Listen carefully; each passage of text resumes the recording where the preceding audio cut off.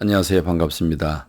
성경을 하루 한 장 내지 두 장 읽어서 성경을 통독하는 프로그램 이 방에 찾아오신 여러분들을 주의 이름으로 환영합니다.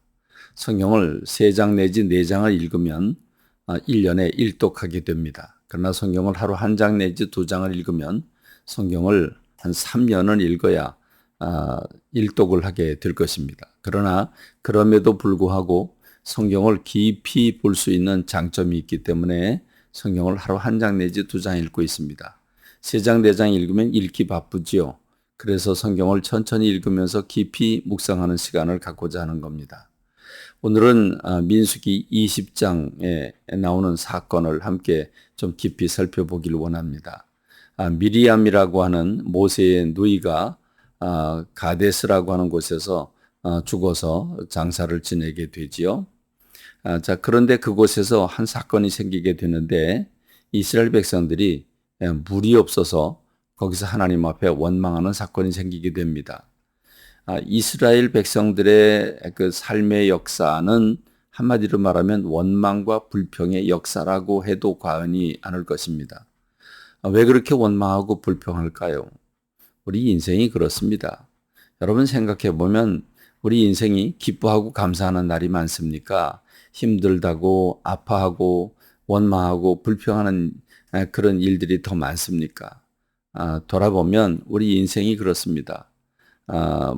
모세가 얘기한 대로 70이고 강건하면 80인데 돌아보면 수고와 슬픔뿐이라고 얘기한 것과 다를 바가 없습니다. 늘 힘들고 어려운 일들이 있기 때문입니다. 오늘 우리가 사는 세상 먹어야 하고 입어야 하고 그게 뭐 그냥 누가 줘서 입고 누가 줘서 먹습니까? 일해야 하고 일한 것에 대한 대가를 받아야 되고 일하는 게 어디 쉬운 일입니까? 참 힘들고 어려운 일이죠. 그렇기 때문에 자녀를 키우는 일이나 또는 몸을 관리하는 일이나 또는 더위와 더불어 싸우는 일이나 또는 추위와 더불어 싸우는 이 모든 일들이 쉽지 않죠.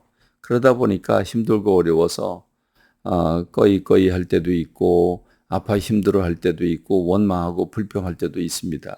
그 인생입니다. 근데 지금 이스라엘 백성들은 어디에 있습니까? 광야에서 생활하고 있지 않습니까? 광야라고 하는 데가 어떻습니까? 우리들처럼 이렇게 포장된 도로에다가 아름다운 집에 그리고 온갖 최신의 그런 기계들로 가득 차 있고 그리고 편리를 위한 시설들이 다 갖춰 있는 이런 주택 생활을 하는 게 아니지 않습니까? 광야에서 얼마나 불편하고 힘들고 짜증나겠습니까? 그런데 먹을 거라도 제대로 좀 있으면 좋겠는데 마실 물, 인간이 70%가 물이라고 그러는데 여러분 물이 없으면 인생들은 죽게 되지요. 물이 없습니다. 그래서 모세와 더불어 다투고 그리고 하나님 앞에 원망을 합니다.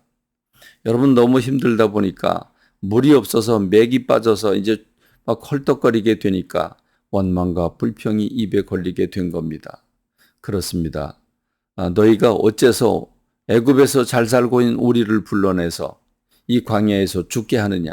우리가 차라리 지난번 이스라엘 백성들이 연병으로 14,700명 죽을 때 그때 죽었으면 좋았겠다. 이렇게 얘기를 하고 또 연병에 걸려서 그 이스라엘 백성들이 하나님 앞에 모압 여인과 더불어 음행하면서 죽을 때 그때 연병으로 죽을 때 그때 함께 죽었었으면 좋았을 것을 우리가 지금까지 살아있다고 살아서 이 꼴을 보고 있다고 그리고 원망하고 불평하는 거 아니겠습니까? 그렇습니다. 여러분 지금 이스라엘 백성들은 원망하고 불평을 하면서 여기는 과일도 없고 곡식도 없다고 애굽에는 그 참 만나는 음식도 먹고 비록 우리가 남의 종으로 있었지만 그래도 잘 먹고 잘 살았다고 얘기를 하면서 차라리 우리가 광야에서 죽었으면 좋겠다고 하는 이 말들을 쏟아내니 여러분 지금 모세가 아론이 할 말이 없는 거죠. 그 주님 앞에 엎드리게 됩니다. 하나님께서 말씀하시죠. 이스라엘 백성들을 모으고 이스라엘 백성들에게 내가 물을 주겠다. 그러니까 너희가 바위를 향해서 명령을 해라. 내 이름을 드러내라. 그러면 바위에서 물이 나오게 될 것이다. 이렇게 주님 말씀을 하십니다. 근데 여러분, 이스라엘 백성들을 모세가 다 불러 모아놓고 그들에게 내가 너희를 위해서, 우리가 너희를 위해서 물을 내랴? 그리고 지팡이를 들어서 그 바위를 2번이나 내려칩니다. 그러자 물이 콸콸 쏟아져 나오지요. 그렇습니다. 이 사건을 통해서 하나님께서 진노하셨습니다. 모세가 이스라엘 백성들이 원망하고 불평하고 모세를 향해서 다투고 그런다고 해서 모세의 감정이 흐트러졌습니다. 그만 화가 났습니다. 날마다 원망하고 불평한 이스라엘 백성들에게 모세도 지친 겁니다. 그래서 그가 혈기를 드러냈습니다.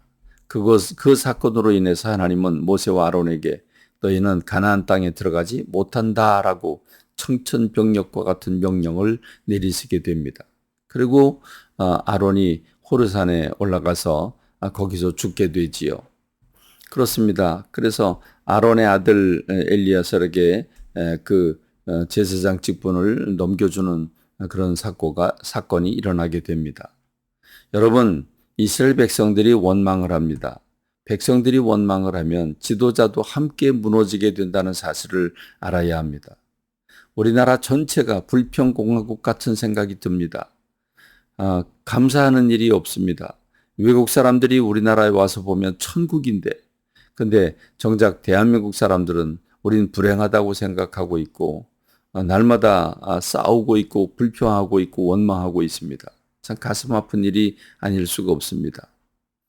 오늘 이 모세와 아론이 가나안 복지에 들어가지 못하는 청천벽력과 같은 말씀을 들으면서 우리가 혈기를 드러내고 감정대로 주님의 영광을 드러내지 못하고 주님의 이름을 거룩하신 주님의 이름을 드러내지 못하는 것이 얼마나 큰 죄가 되는가를 우리가 깨달아야 될 것입니다.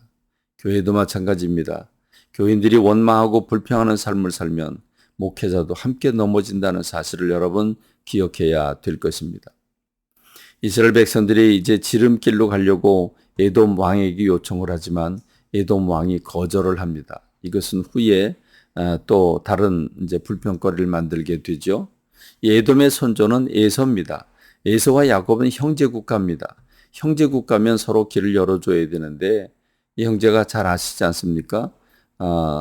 야곱이 참 얄미로운 행동, 참 미운 행동을 함으로 말미암아 원수지간이 되지요. 그리고 그 후손들은 더더욱 원수지간이 됩니다. 가슴 아픕니다. 오늘 이런 사건들을 보면서 우리가 어떤 삶을 살아야 되는지 대답이 나오지요. 말씀 보고 깨닫고 주님과 더불어 동행하는 저와 여러분이 되길 바랍니다. 감사합니다. 말씀 맺겠습니다.